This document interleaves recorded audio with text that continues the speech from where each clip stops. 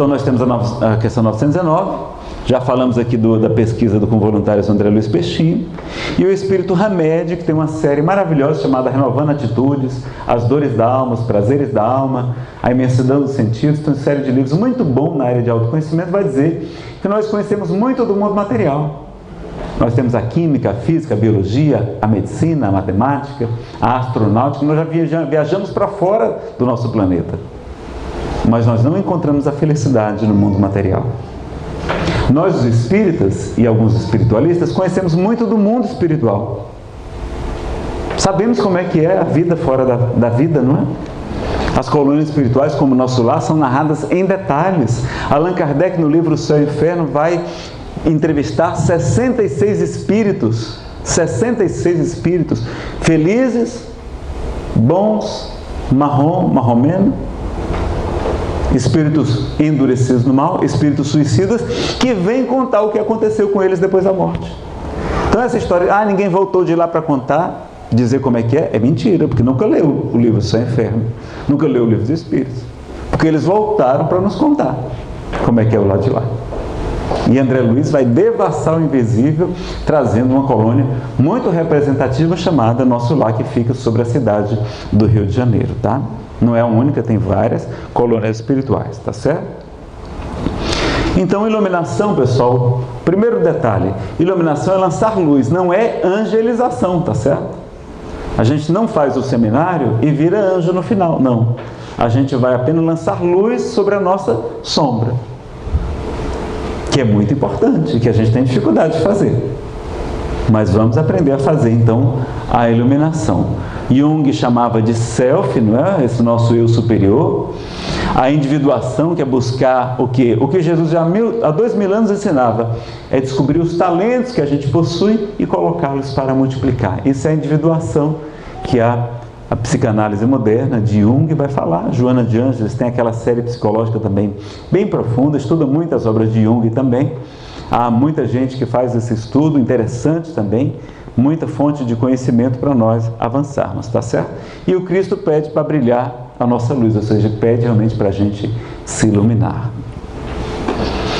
Algumas fugas psicológicas. Como é que a gente tem fugido para não fazer o autoconhecimento? Bom, pessoal, a principal é essa aqui, ó.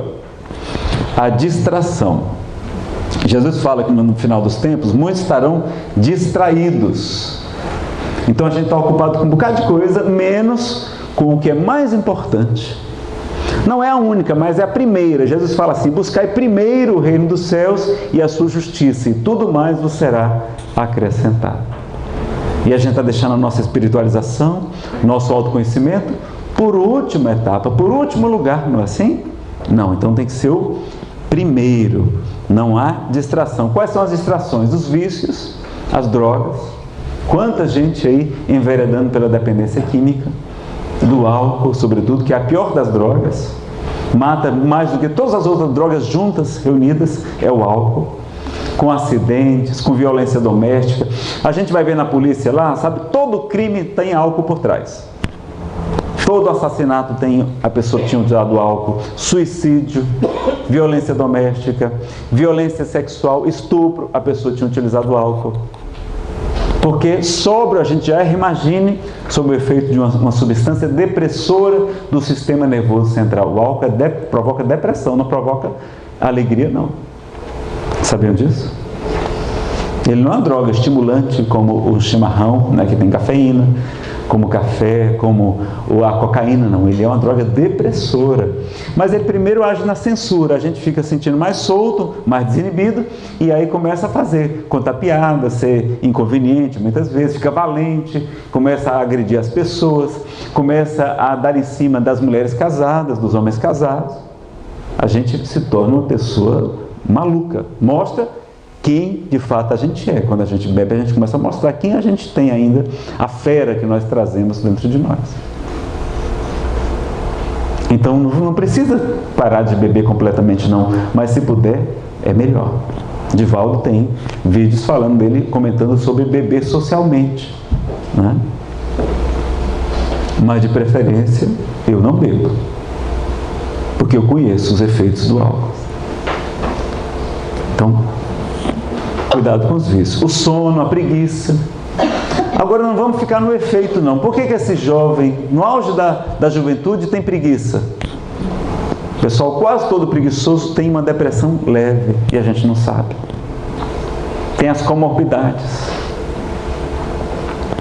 Então Kardec não se limitava aos efeitos, ele remontava as causas. O que é que tem por trás disso? O que é que tem por trás da preguiça? Que esse jovem não tem vontade de sair, de namorar, de passear, de brincar, de estar com os amigos, de ir para o colégio, de aprender, de ir para participar de uma reunião, de se alimentar, só quer dormir. Será que não está sendo vampirizado durante o sono? É muito comum ser vampirizado durante o sono. Está tendo as energias sendo vampirizadas por entidades, que na Idade Média eram chamados de íncubos e súcubos, não é? Existem espíritos que fazem isso, a gente sabe. Quantas obsessões acontecem durante o sono? Provocando inclusive depressão, a pessoa acorda deprimida, sem energia, por quê? Passou a noite sendo vítima de vampirização de energias. Então tem que investigar o que tem por trás. Por que ele se tornou alcoólatra? Porque só experimentar o álcool não torna a gente dependente não. Mas se a pessoa tiver uma depressão e quiser ficar alegre com o álcool, aí ele começa a se tornar alcoólatra. Se ele tiver uma fobia social, uma timidez exacerbada, vai começar a utilizar o álcool. Se ele tem um transtorno de ansiedade generalizada, aí vai buscar o cigarro, porque o cigarro acalma. Vai usar a maconha, porque a maconha também acalma, também são sedantes. Apesar de ter efeito psicótico também a maconha. Então tem que investigar o que tem por trás. Não só criticar a dependência química, o que tem por trás dela. E normalmente tem uma depressão, tem um transtorno bipolar, tem um transtorno de obsessivo compulsivo, um transtorno de ansiedade generalizada, tem um conflito na área da sexualidade, tem um conflito na área familiar, tem um problema de uma vida passada aflorando nesta, provocando uma fobia, uma questão que precisa ser trabalhada. Então por que a pessoa precisa se estimular tanto? Aí vai para a cocaína, para o crack, porque ela não tem energia. Por que ela não tem energia? Não é depressão? Não é transtorno bipolar? Tem que investigar. Então não adianta mandar um jovem para uma clínica de desintoxicação enquanto a gente não descobrir qual é o vazio interior que aquela droga está preenchendo. E muitas vezes é uma depressão. Mais comum é transtorno bipolar. É o que leva mais à dependência química, é o transtorno bipolar. E hoje praticamente toda depressão é diagnosticada como transtorno bipolar. Hoje é muito difícil o médico achar que é só depressão. Só é só depressão quando é reativa, quando tem um motivo. Quando, por exemplo, desencarnou um ente querido, a pessoa fica deprimida. Quando está desempregado, pode ficar deprimido. Descobriu uma doença grave, um câncer, pode ficar deprimido. Mas cessou a causa, cessa o efeito, fica boa. Tem gente não, tem gente que tem o problema como eu tenho desde criança. Eu tenho um transtorno bipolar desde criança. Não sabia que tinha, achava que era da minha personalidade. Mas tinha dias que eu ficava muito acelerado e tinha dias que eu ficava muito deprimido. E é o transtorno mental que mais facilita entrar na dependência. Então tem que ver o que tem por trás. Não é criticar o alcoólatra, o toxicômano, não. Ele só se tornou dependente porque tem uma doença segurando. Ou o que é que também tem, aquilo fala? Será que aquele é compulsão alimentar? Alberto Almeida tem um seminário sobre compulsão alimentar. Por que a gente está comendo tanto? Será que aquele garfo na boca não é saudade do carinho, do aconchego da mãezinha? Da amamentação? Não é carência afetiva? De onde é que vem essa carência afetiva? É dessa vida, de vidas passadas? Por que a gente coloca o cigarro na boca? Essa região também aqui oral, por quê? Será que não é essa mesma carência afetiva? O copo de cachaça, será que também não tem a ver com carência afetiva? Então a gente tem que investigar o que tem por trás dos atos e não, o fulano lá é dependente químico, ficar criticando. Não, a gente não tem o direito de criticar. É uma comorbidade. Quer saber sobre dependência química? Anote esse nome, Wesley Assis, com W. Wesley, termina com Y no final, Assis. Anote ou coloca no celular. Procure depois no YouTube, tem palestra dele. Wesley Assis. Ele não fala de droga, ele fala sobre tratamento, fala sobre recidiva, fala sobre recaída, sobre como é que previne a recaída, fala sobre como é que a família tem que se comportar. Wesley Assis. Porque quanta gente está indo para a droga, para o vício. Então, sono, preguiça, o trabalho. A pessoa trabalha 12 horas por dia. Por quê? Ah, é para ganhar hora extra, porque precisa. Não. Inconscientemente, às vezes a pessoa não quer voltar para casa. Porque na sua casa tem conflitos familiares que ela não consegue lidar com ela. Aí o que é que ela faz? Inconscientemente fica fora de casa, trabalhando. O workaholics tem que saber o que é que tem por trás. E inconscientemente não querem voltar para casa. A religião, a pessoa vai todo dia para o centro espírita, de manhã, tarde e noite. Será que não está fugindo de algum conflito na sua casa? Não, já está aposentado. Ah, então que bom. Você sabe o que acontece quando a pessoa aposenta? Depressão. Eu já trabalhei no INSS. É muito comum, uma das principais causas de depressão é a aposentadoria. A gente doido para aposentar, lembram que a gente faz esforço muito grande para se aposentar, em vez de não fazer nenhum esforço para fazer autoconhecimento? E ainda vira jaquetu. Você sabe o que é jaquetu? Já que tu está aí aposentado, vai ali pegar o netinho na escola. Já que tu está aí à toa sem fazer nada, vai ali comprar os remédios na farmácia. A gente vira mordomo e motorista da família. Então é aposentar, é para trabalhar mais. Aí sim, aposentado pode ir todo dia para casa espírita, não tem problema não. Tá? Mas a gente tem que investigar o que é que tem por trás, o que é que move você. Você tem fome de quê? Alberto Almeida pergunta nesse seminário, quer saber de que você tem fome, por que você está buscando a comida? Ou é uma depressão, e aí você está buscando o chocolate, o açúcar para produzir dopamina, para produzir algum prazer e você se sentir feliz porque você está num marasmo terrível por causa de uma depressão. Que quase todas as depressões são transtornos bipolares. E a gente tem vergonha de admitir, porque virou como se fosse tem um preconceito, né? Uma psicofobia com a palavra bipolar. Ah, o fulano é bipolar, não, esse cara é bipolar. Né? A gente fala assim. Meus amigos, quase todos nós somos bipolares. Nós somos, pelo menos, temos altos e baixos, não temos? Então nós somos bipolares. Todo mundo tem alto e baixo? Ou que ninguém tem altos e baixos? Então tem no mínimo personalidade ciclotímica que chama. É um passo para o bipolar. O transtorno mais grave, que tem 4 níveis de bipolar, tá certo? Então, olha como a gente precisa conhecer, investigar o que tem por trás. Passa o dia na TV, nas notícias, no jogo de futebol, não faz mais nada. Ah, não, eu tenho que ficar em casa com meus filhos. Você está com seus filhos? Não. Não importa a quantidade de horas, mas sim a qualidade de horas. Que adianta o marido estar em casa, está lá direto na televisão, só no controle remoto, passa. Nem lembra do filho. Começa o noticiário de manhã, de tarde, de noite, de madrugada, repete as mesmas notícias. Aquilo é lavagem cerebral, ao contrário. Vamos se instruir, vamos se informar, claro. Não vamos ser alienados, não. Mas passar o dia inteiro vendo notícias. Tem canal de televisão que é o dia inteiro só notícia. E é só tragédia, não é? É só tragédia, é só crime, é só assassinato, é só corrupção, é só desgraça.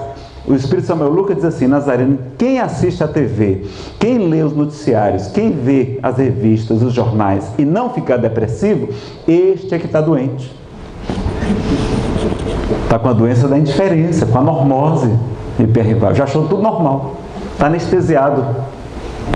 Como é que a gente vai ver tragédias o tempo todo e não vai ficar deprimido? Vai ficar.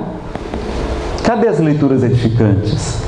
Cadê as atividades nobres? Cadê os trabalhos sociais? Cadê a caridade, que é tão importante? O único critério para separar os bois das ovelhas que Jesus estabeleceu foi a caridade. Tive fome, me deste comer, sede, me deste beber.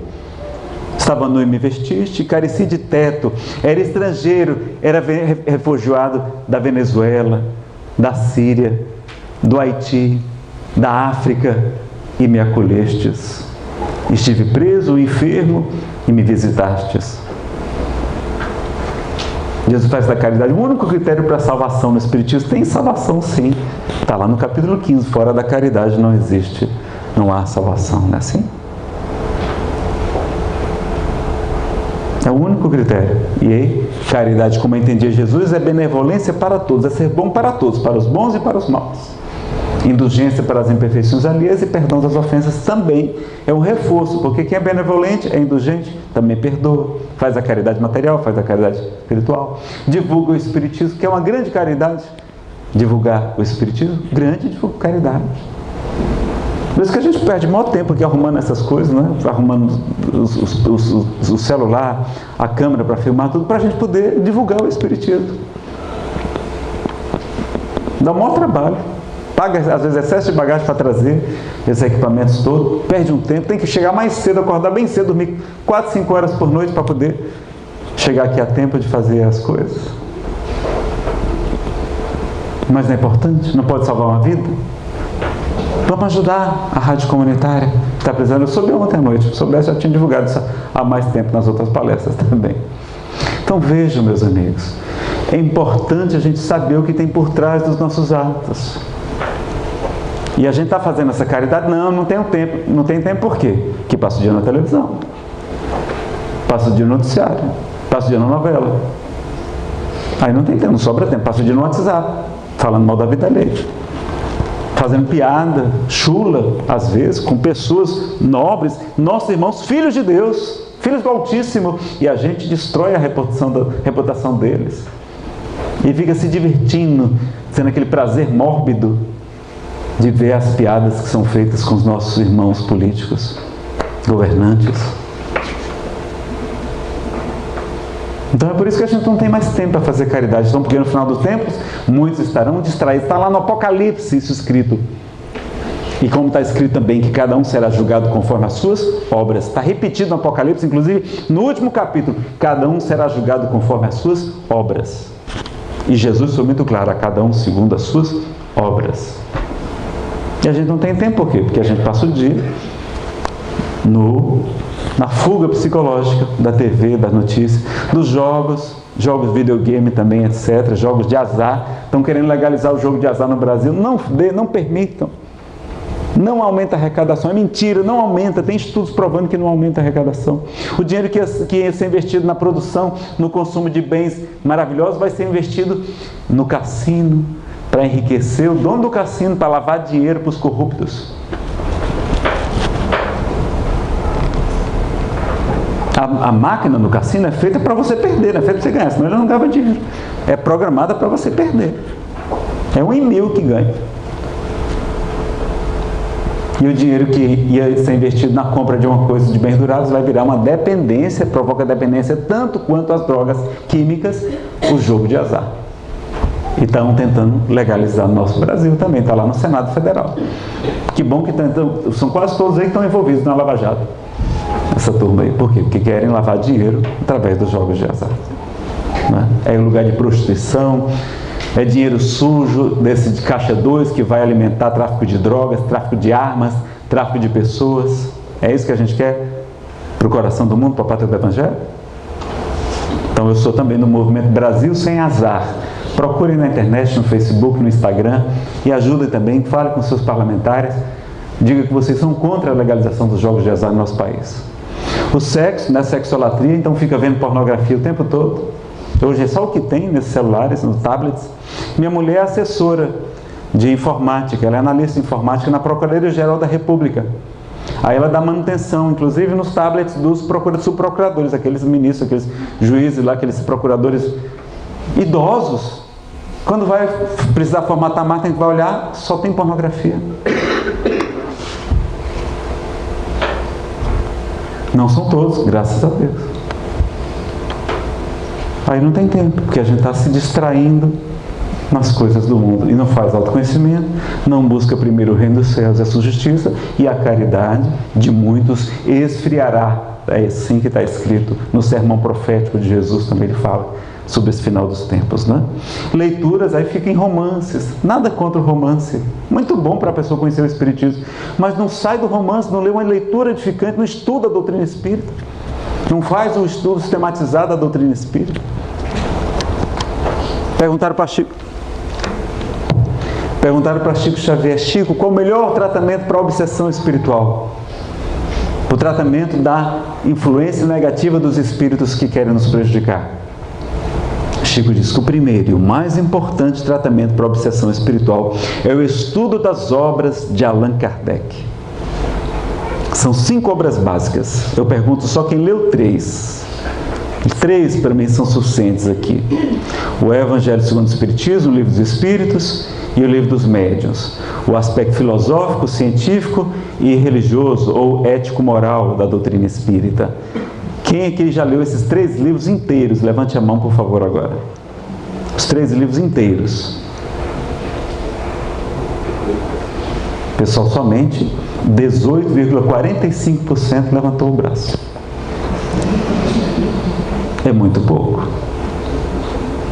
Não leu as 3 obras principais das obras básicas.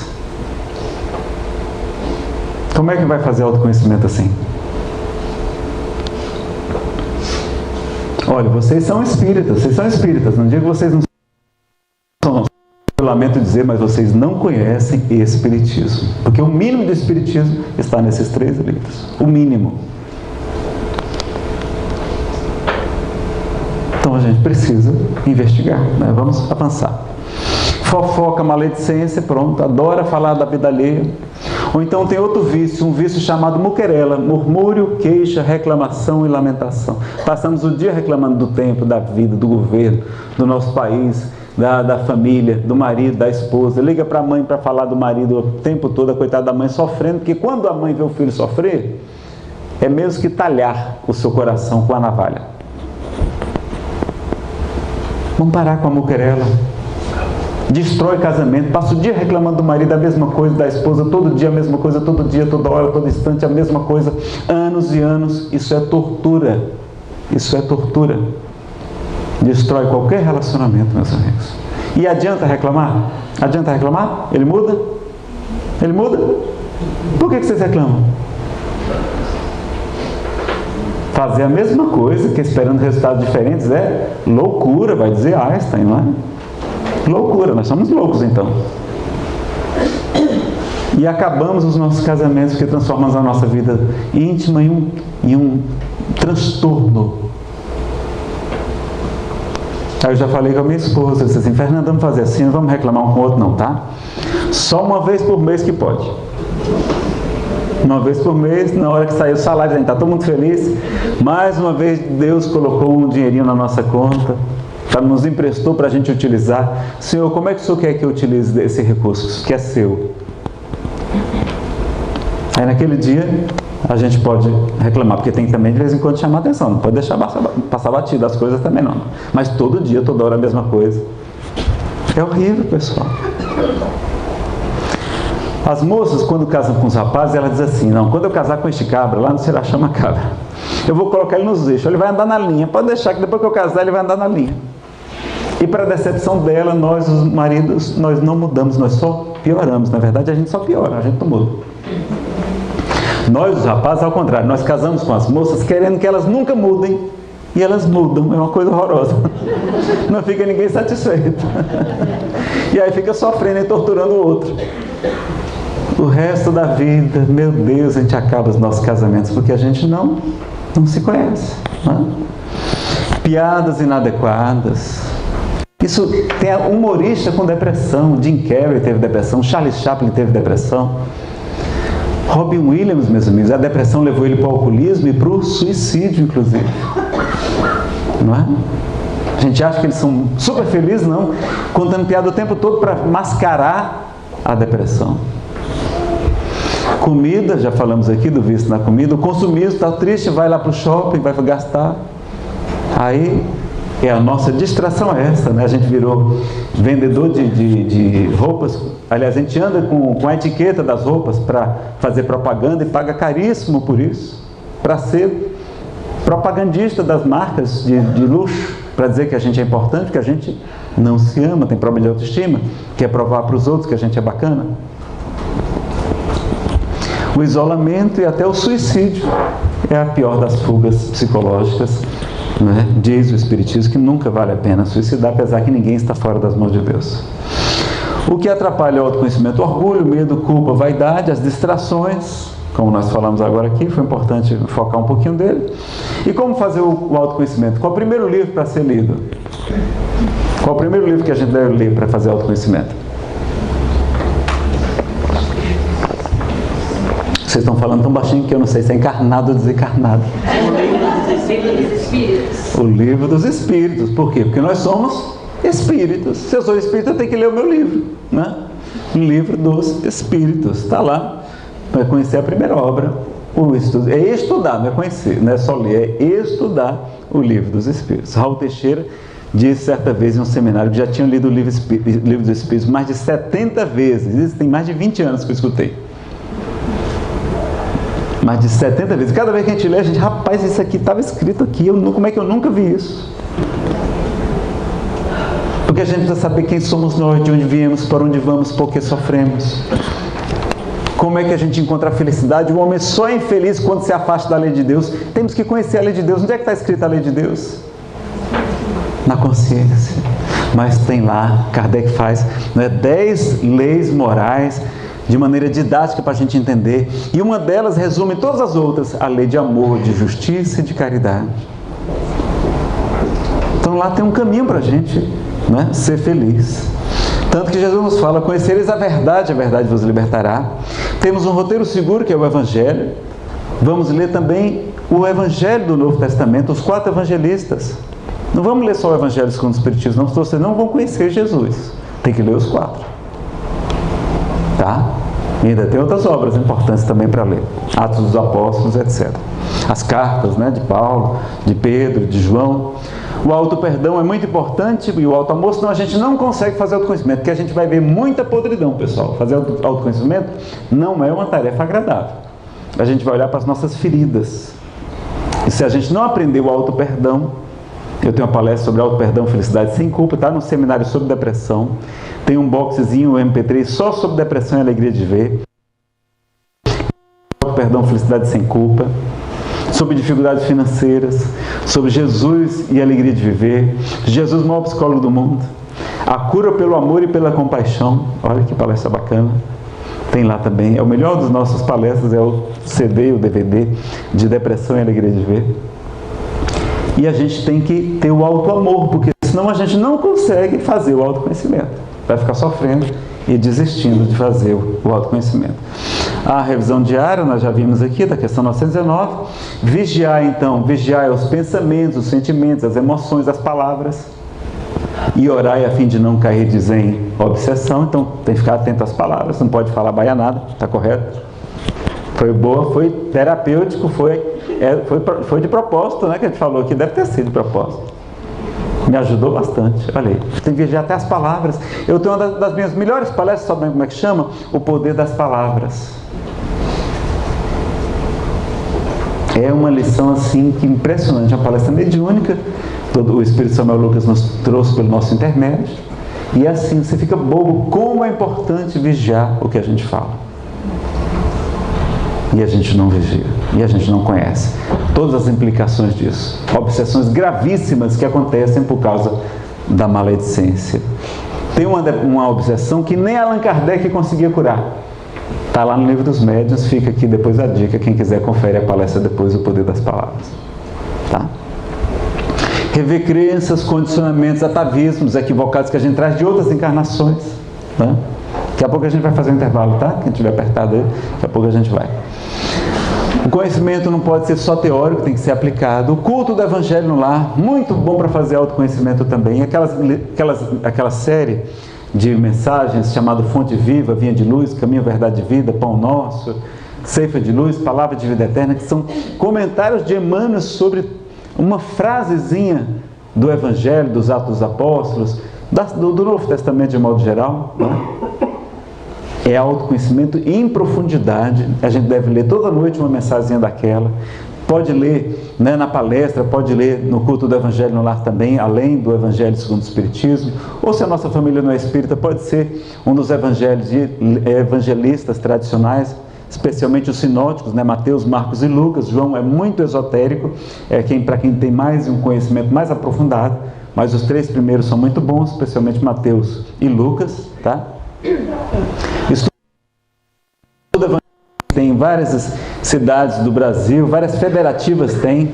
Lá no Ceará chama Atendimento Espiritual. Lá na Federação Espírita do DF, essa aqui é na Federação do Ceará, na Federação do DF, do Distrito Federal, chama Apoio à Melhoria Espiritual. Lá na Federação Paraibana chama Educação dos Sentimentos, mas tem vários nomes, Evangelioterapia, Terapia do Evangelho, que nada mais é do que o estudo do Evangelho segundo o Espiritismo em pequenos grupos de até, no máximo, 15 pessoas. E a pessoa falar, precisa compartilhar, não é palestra, não pode só uma pessoa monopolizar a palavra. Todo mundo tem que participar. Sabe o que os terapeutas dizem? A doença sai pela boca. Quando a gente verbaliza, a gente paga uma fortuna para ir fazer a psicanálise, né?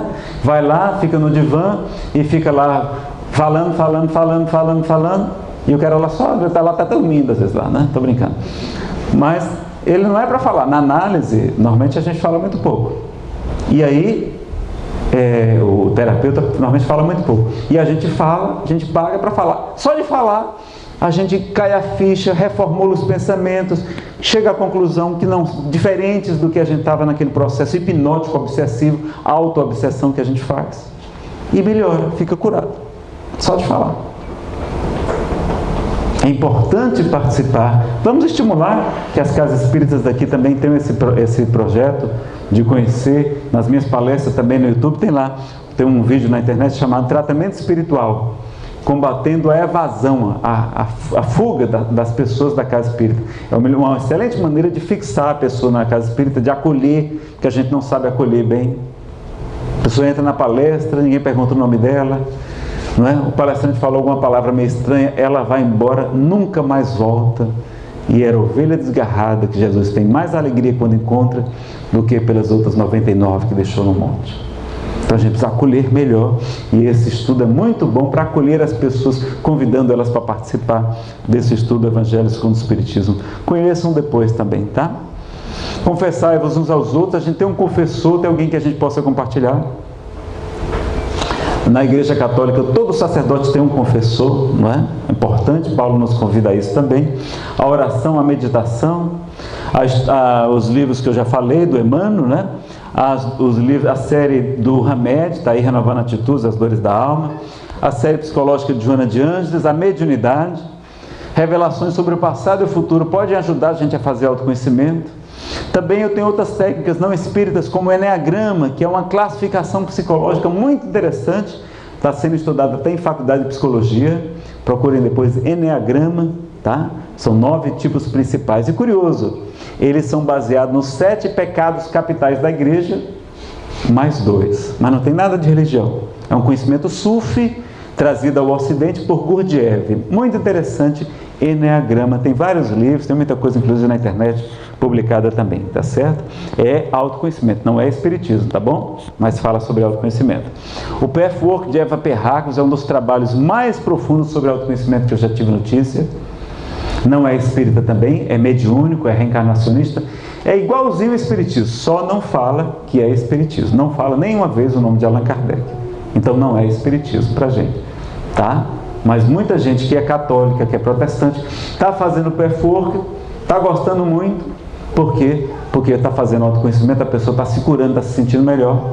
São pequenos grupos que se reúnem, né, uma vez por semana, em média, e uma vez por mês vem um facilitador, vem um helper. Você paga aquele profissional que tem várias horas de experiência com o Pathwork, e ele vai ajudar você a fazer aquela autotransformação, vai fazer autoconhecimento buscando nas entranhas. São 258 palestras canalizadas, mediúnicas, de um espírito que apenas se identificou como guia através de uma médium chamada Eva Perracos, casada com um psiquiatra, John Perracos.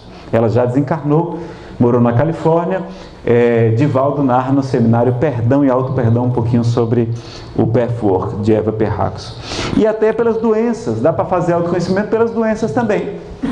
Tem um livro muito interessante chamado, não é, A Doença como Caminho. Deixa eu ver, cadê se eu tenho ele aqui. A capa dele aqui, tem aqui, olha aqui. Pronto. A Doença como Caminho. São 2 autores alemães, um médico e um psicólogo, o Dr. Thor Deflesen e o Dr. Rudger Dock. A editora é Pensamento, é o autoconhecimento através das enfermidades. É muito interessante Esse livro se tornou um best-seller na Alemanha na década de 80, quando foi lançado, e até hoje é consultado como referência para a gente descobrir mais a nosso respeito através das nossas enfermidades, das nossas doenças. Está aí o Pé Fogo de Eva Perracos. São esses 4 principais: não temos o mal, criando união, significado espiritual dos relacionamentos, entrega ao Deus interior. E o Enneagrama são essas 9 classificações baseadas nos pecados capitais da igreja, acrescentados de mais 2. É bem curioso, bem interessante, uma grande ferramenta de autoconhecimento com base nos nossos defeitos principais. É muito legal conhecer Enneagrama, tem muitos livros sobre o assunto, tá certo? Mas é importante perguntar uma coisa: qual a melhor maneira de afastar os maus espíritos? Se a gente quer fazer autoconhecimento, será que eles vão querer atrapalhar? Vão, não vão? Qual a melhor maneira da gente afastar os maus espíritos? Humildade ajuda, mas não é a melhor maneira. A prece ajuda também, a gente já melhora a sintonia, mas não é a melhor maneira. Quem falou aqui? Caridade? O estudo? Vamos ver aqui. 252 do Livro dos Médiuns. Ressalta do que fica dito um ensinamento de grande alcance, que as imperfeições morais dão aso, elas permitem a ação dos espíritos obsessores. São as tomadas que permitem a obsessão, os nossos defeitos. E que o mais seguro meio da pessoa se livrar deles é atrair os bons espíritos pela prática do bem. Então é a prática do bem. Caridade é a prática do bem. Então a resposta está correta, tá? Mas é a prática do bem. Ir para o centro espírita estudar é uma ocupação útil? É prática do bem? É, porque você está fazendo bem a si mesmo. E a nossa missão é nos auto-aperfeiçoarmos, concorrendo para a harmonia do universo, ou seja, ajudando a harmonia do universo, executando a vontade de quem? De Deus. Executando não é a nossa, é a vontade de Deus, dos quais são, ou serão, no nosso caso, né, serão ministros, diz a questão 558 do Livro dos Espíritos. Então a gente aqui não está aqui para salvar o marido, para mudar o filho, para salvar o filho das drogas, não. A gente está aqui para se auto-melhorar, se auto-aperfeiçoar. Se melhorando, a gente melhora as pessoas ao nosso redor. A gente vai orientar melhor, vai esclarecer melhor, vai fazer caridade melhor, vai orar melhor, vai fazer tudo melhor, mas a nossa missão é se melhorar, não é sofrer com os outros, porque em vez de ser um cuidador do dependente químico, a gente acaba virando uma dor que cuida, em vez de cuidador do doente. A gente precisa se melhorar, da importância do trabalho com as famílias, que o Alcoólico Anônimos faz também, os Narcóticos Anônimos também, Casa Espírita, a Comunhão Espírita de Brasília, tem 3 grupos de ajuda lá, espírita, para ajudar as famílias e para ajudar os dependentes químicos. Eles começam juntos, depois vão para salas diferentes e as famílias vão compartilhar, vão aprender, porque precisa ter conhecimento para lidar com a dependência. Não basta ter amor, não é suficiente, meus amigos. Tem que ter técnica, conhecimento para saber lidar com a dependência química. Tá certo? Só que tem uma causa principal para as nossas imperfeições morais. Quem lembra qual é a causa principal para as nossas imperfeições morais? Outra obra básica chamada A Gênese, os milagres e as predições, as profecias segundo o Espiritismo. As imperfeições morais não são os plugs mentais que permitem as obsessões? A gente acabou de ver na questão 252. São elas que dão aso, não é? E qual é a principal causa das imperfeições morais? Rápido. O orgulho é filho dele. O egoísmo é filho dele. O ego é filho dele. O egoísmo é filho dele. A vaidade é filho dele. Medo? Não está certo não. Bateu na trave. Hã? Raiva? Quem falou? Instinto de? Obra básica. Olha como a gente não conhece Kardec. Por isso que a gente não avança, a gente não conhece a base do Espiritismo. Obra básica, capítulo 3, item 10. Estudando-se todas as paixões, ou seja, todas as imperfeições, e mesmo todos os vícios, vê que as raízes de ambos se acham no instinto de conservação. Então, qual é a raiz de quase todos os nossos males, nossas imperfeições morais? O instinto de conservação. Nazareno, e quais são os instintos de conservação? Bom, a fome, a sede, daqui a pouco a gente vai dar um jeito nela, né? Tem gente que chegou mais cedo, já deu um jeito na fome logo cedo, tem um café ali maravilhoso. Temos o sono, temos o sexo, o instinto maternal, temos vários instintos, né? O instinto da autoproteção, o instinto da conservação. Eles são para o nosso bem, os instintos são bons, não é para o nosso mal. O problema das paixões é o excesso delas, tá? Mas o princípio das paixões é feito para o nosso bem, para a nossa sobrevivência. Só que tem um instinto muito perigoso, chamado medo. O medo é útil, mas ele é muito perigoso, porque provoca uma série das nossas imperfeições morais. Querem ver? Lembra que no livro Nosso Lar, quando a Segunda Grande Guerra Mundial está sendo anunciada, os espíritos se reúnem e vão dizer a André Luiz: André, agora vamos estudar sobre o medo, sobre o pavor. E um dia a humanidade vai saber a importância de estudarmos sobre esse assunto? Quem aqui já andou estudando sobre o medo? A gente não estuda, não? Porque a gente não leu nem o livro Nosso Lar. No livro Como Falar em Público Sem Desencarnar de Medo, Geraldo Campetti tem um capítulo só sobre o medo. Olha que maravilha, para a gente aprender a falar em público sem desencarnar de medo. E os nossos irmãos psicólogos vão dizer que o segundo maior medo do ser humano é o medo da rejeição dos pais. E depois também da sociedade. Então a gente tem muito medo de não ser amado pelos nossos pais. E o que é que nossos pais gostam de gente? Como é que eles gostam de gente? Bem-sucedida financeiramente, não é assim? É assim que eles gostam. Eles não gostam de homens de bem, não. Eles gostam de homens e mulheres de bens. E aí o que é que a gente vai fazer? A gente vai desenvolver. Tem medo de passar fome, passar privações, passar necessidades. A gente começa a acumular bens, riqueza, tesouro, dinheiro, porque tem medo de passar necessidades no futuro. Porque quer agradar os pais, a gente vai desenvolver ainda mais o que? A cobiça, a ganância, a ambição desmedida. Nós vamos corromper ou sermos corrompidos. Vamos sonegar impostos, fraudar. Tem um zoológico na nossa casa, né? Gatonete, tem jacaré, tem gato, tem tudo que essas coisas que o povo só fala. Na casa de espírita tem isso.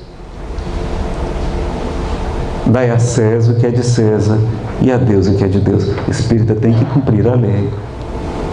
Vamos tentar cumprir a lei, pessoal. Eu sei que a gente não cumpre, mas vamos tentar. Não é? Ciúme é amor? Não, ciúme é medo. A gente tem problema de autoestima e tem medo de perder o ente querido. A inveja também é fruto do medo. Aquelas mulheres muito lindas, aquelas top models, né? Aquelas atrizes de Hollywood, elas têm cabelos maravilhosos, encantadores, sorrisos contagiantes, corpos esculturais. Elas são belas, são altas, são ricas, são famosas, são talentosas, são bem-sucedidas, são bem casadas. E para terminar de arrasar com a gente, elas são terrivelmente magras. É concorrência desleal, né? A gente fica lá sofrendo, vendo, e não sabe que ali tudo é Photoshop, tudo é produção cabeleireiro. Não são reais, não existe, não são de verdade aquelas pessoas. Então, meus amigos, a gente vai, como elas são uma ameaça para a nossa autoestima, que a gente olha para a capa da revista e olha assim: meu Deus, eu não sou assim. E a gente fica se achando feinho, baixinho, gordinho, né? O cabelo ruim, ou sem cabelo no meu caso. Aí elas são ameaças para a nossa autoestima. O que é que nós vamos fazer? Vamos usar uma outra arma chamada maledicência. A fulana está usando drogas. A Divaldo é vaidoso. Porque fazendo-os diminuir, aparentemente a gente cresce. É problema de autoestima, é problema de medo de não ser amado. Crueldade, covardia, omissão, né? A crueldade é aquelas crianças que matam de maneira cruel. Elas estão morrendo de medo, não é porque são más, não é porque querem que ninguém venha desafiá-los, porque eles estão morrendo de medo de serem desafiados. E aí matam de maneira cruel para dominar o tráfico e ninguém queira mexer com eles. Covardia, omissão, não é? A timidez, fobia social, medo do público. Timidez não é virtude, é defeito. O tímido tem medo de dar opinião alheia, ele tem medo de colocar a sua opinião e o pessoal criticar. Olha aí, medo, a timidez é medo. Jesus era tímido? Então timidez não é virtude, não é defeito, pessoal. Jesus nunca foi tímido e não era tímido, é nosso modelo, nosso guia, que a gente tem que seguir. Vai provocar fraude do médium, ansiedade. Ansiedade, o que é ansiedade? Não é o medo do futuro? Do que pode acontecer e normalmente não acontece. Mais de 90% das nossas preocupações não acontecem, pessoal. Mas a gente morre de medo do futuro. A gente não lê o livro dos Espíritos, lá tem o item da escolha das provas, tem o pré-determinismo, tem a fatalidade, mostrando que antes da gente reencarnar, questão 258 e seguintes, nós tivemos o livre-arbítrio no mundo espiritual e aceitamos passar pelo principal tipo de provas aqui na Terra que iríamos enfrentar. Não os detalhes, mas o gênero principal, nós escolhemos, aceitamos antes de reencarnar, porque fomos esclarecidos que aquilo era bom para a gente. Então a gente programa a nossa encarnação. A gente não pode fugir muito desse pré-determinismo. Tem livre-arbítrio, mas tem pré-determinismo também. Então, espírita não pode ter ansiedade. Porque ele sabe que tudo foi ou programado por ele, com raríssimas exceções, não é, só para espírito muito atrasado, não é programado. Ele programou a sua encarnação, ele sabe que Deus é perfeito, soberanamente justo e soberanamente bom, então não há ninguém mais justo, nem há ninguém mais bondoso que o nosso Pai Celestial. Então tudo que vai nos acontecer aqui na Terra, meus amigos, é para o nosso bem, é para a nossa felicidade, é para a nossa autorrealização. Tudo, porque Deus é perfeito, justo e bom como ninguém é. Então tem que ter medo? Não é para ter medo, não é para ter ansiedade. Jesus nos fala, não vos inquieteis com o dia de amanhã. O dia de amanhã cuidará de si mesmo, a cada dia basta a sua aflição. Não se vendem 2 passarinhos por R$1, pois eu vos digo a verdade que nenhum deles cai por terra, sem a permissão do nosso Pai que está nos céus. Não temais, pois, porque valeis mais do que muitos pássaros, homens de pouca fé. Até os cabelos de vossas cabeças estão todos contados. No meu caso está até mais fácil de contar, né? Está pouquinho. Os cabelos estão contados. Existe uma programação, um pré-determinismo. Não existe acaso. Olhai as aves do céu, elas não plantam, não ceifam, não amontoam em celeiros, e o vosso Pai não provê seu alimento a cada dia? Não sois vós muito mais do que os pardais? Olhai os lírios do campo, eles não fiam, eles não tecem, e eu vos digo a verdade que nem mesmo Salomão em toda a sua glória jamais se vestiu como um deles. Se o Pai veste assim a erva que hoje nasce e amanhã mesmo será arrancada e lançada ao fogo, quanto mais a vós que sois seus filhos amados, homens de pouca fé.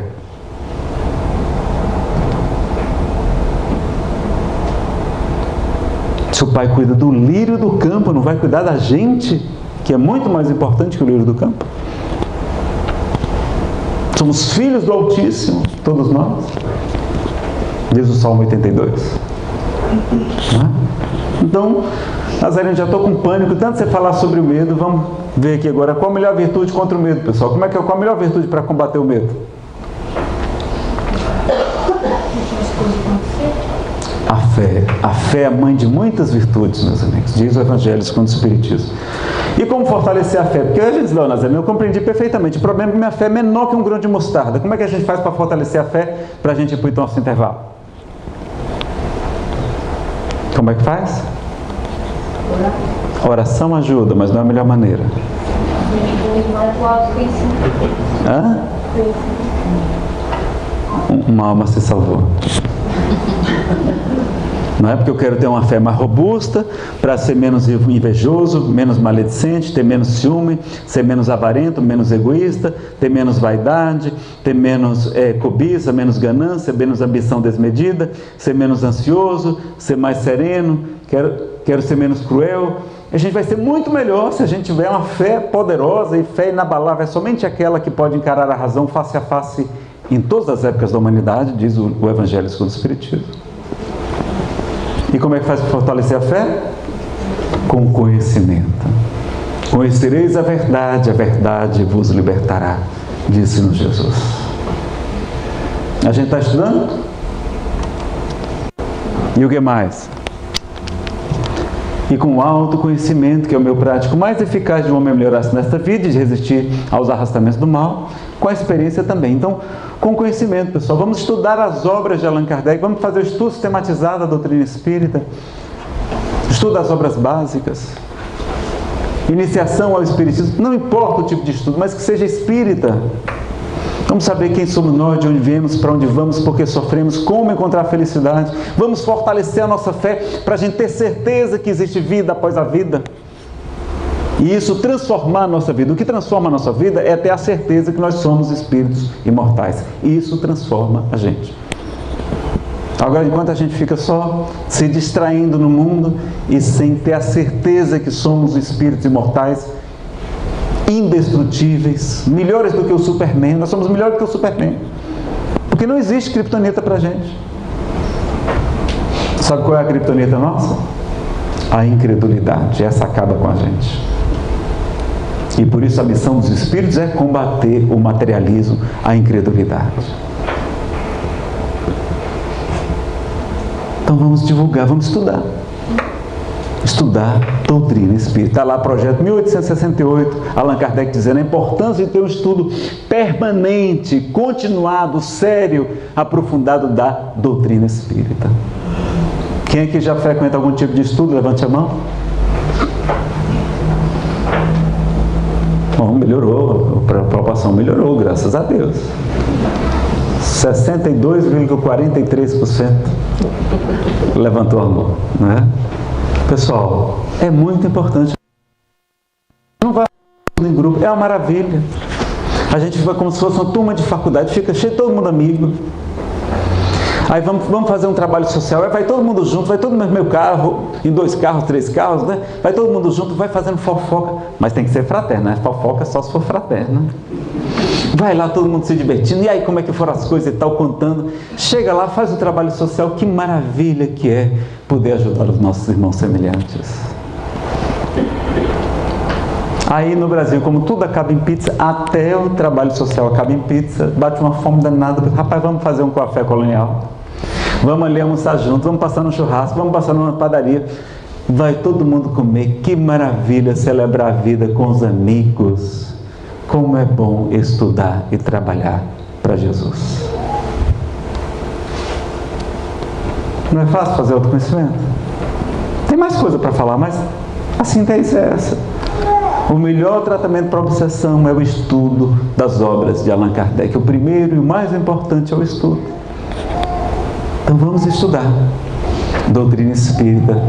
Conhecereis a verdade vos libertará. Nós vamos dar apenas um recado agora para fazer o nosso breve intervalo, né?